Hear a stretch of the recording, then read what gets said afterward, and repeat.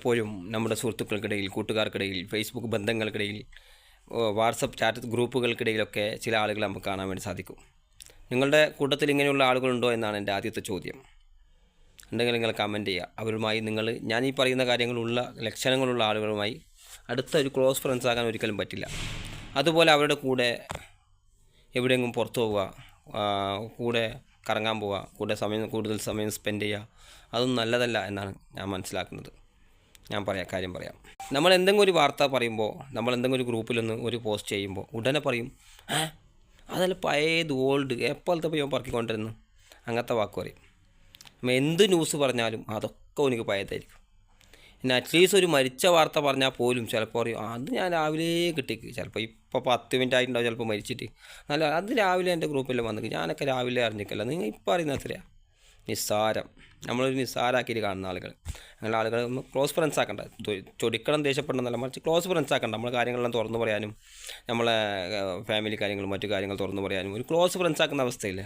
അങ്ങനെയുള്ള ആളുകൾ പറ്റില്ല അതിന്. അതേപോലെ നമ്മൾ അവരുടെ കൂടെ എവിടെയെങ്കിലും പുറത്തൊക്കെ പോയാൽ ചിലപ്പോൾ അവരെന്ത് ചോദിച്ചാൽ അവിടെയുള്ള ആളുകളുടെ കൂടെ കൂടി നമ്മളെ കളിയാക്കും. അങ്ങനത്തെ അവസ്ഥയുണ്ടാവും.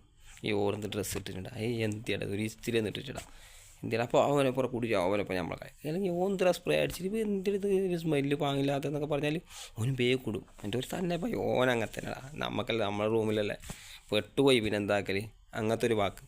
നമ്മളൊരു പുച്ഛിക്കുന്ന കളിയാക്കുന്ന അങ്ങനത്തെ അവരുടെ കൂടെ കൂടാനോ, ഒരു യാത്രക്കോ, അല്ലെങ്കിൽ അവൻ്റെ കൂടെ കൂടുതൽ സമയം സ്പെൻഡ് ചെയ്യാനോ, അല്ലെങ്കിൽ അവൻ്റെ കൂടെ എന്തെങ്കിലും കാട്ട്, പുറത്തൊന്നും പോകുന്നത് നല്ലതല്ല. കാരണം അവസ്ഥ ഞാൻ പറഞ്ഞു. അതുപോലെ തന്നെ നമ്മൾ എന്ത് ചെയ്താലും കുറ്റങ്ങൾ മാത്രമേ കാണൂ. നമ്മൾ എന്തെങ്കിലും നല്ലൊരു കാര്യം ചെയ്തെന്ന് കൂട്ടിക്കോ, അതിലും കുറ്റം കണ്ടെത്തും. നമ്മളൊരു 10 രൂപ ഒരാൾക്ക് കൊടുത്തു എന്ന് കൂട്ടിക്കോ, എന്നാലും പറയും അതെല്ലാം ആൾക്കാർ കാണാൻ വേണ്ടി നമ്മളെ കൂട്ടത്തിൽ നിന്നും നമ്മളെ കൂട്ടത്തിൽ 10 കൊടുത്തു എന്ന് പറയാൻ വേണ്ടിയിട്ട് 10 കേടി കൊടുത്ത് 10-6 കൊടുത്ത് അല്ലെങ്കിൽ 10 രൂപ കൊടുത്തു എന്ന് പറയാൻ വേണ്ടി പറയും. നമ്മൾ എന്ത് ചെയ്താലും, നമ്മൾ നല്ല ഡ്രസ്സ് ഇട്ട് പോയാൽ, നമ്മൾ മുടിയൊന്ന് വെട്ടിയാൽ, താടിയൊന്ന് ഒപ്പിച്ചാൽ, ഏത് രീതിയിൽ എങ്ങനെ നമ്മൾ എന്ത് ചെയ്താലും ഓനിക്ക് കുറ്റമില്ലാത്ത ഒരു നല്ലത് ഓന് കാണില്ല. അതെന്തുകൊണ്ടെന്ന് വെച്ചാൽ ഓന് കുറ്റം മാത്രമേ പറയാനറിയൂ, ഓന് കുറ്റം മാത്രമേ നോക്കൂ. നല്ല കാരണം നമ്മളെ ഇഷ്ടമല്ല, നമ്മളെ നല്ലതും എനിക്ക് ഇഷ്ടമല്ല, നമ്മൾ നല്ല ചെയ്യുന്നതും എനിക്ക് ഇഷ്ടമല്ല.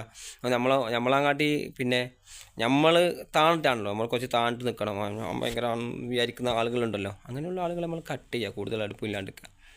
അപ്പോൾ ഞാൻ പറഞ്ഞാൽ മനസ്സിലായി. ഇങ്ങനെയുള്ള ആളുകൾ നിങ്ങൾ കൊടുത്തിട്ടുണ്ടെങ്കിൽ അവരുമായി ക്ലോസ് ഫ്രണ്ട്സ് ആക്കാനൊന്നും നിൽക്കണ്ട. കുറച്ച് ദൂരെ നിൽക്കുക, കുറച്ച് സീക്രട്ടായി നിൽക്കുക. എന്തെങ്കിലും കാര്യങ്ങളുണ്ടെങ്കിൽ നമ്മൾ പറയണ്ട. ഫിനാൻഷ്യലി നിങ്ങൾ വലിയ നേട്ടമുണ്ടെങ്കിൽ തീരെ പറയണ്ട.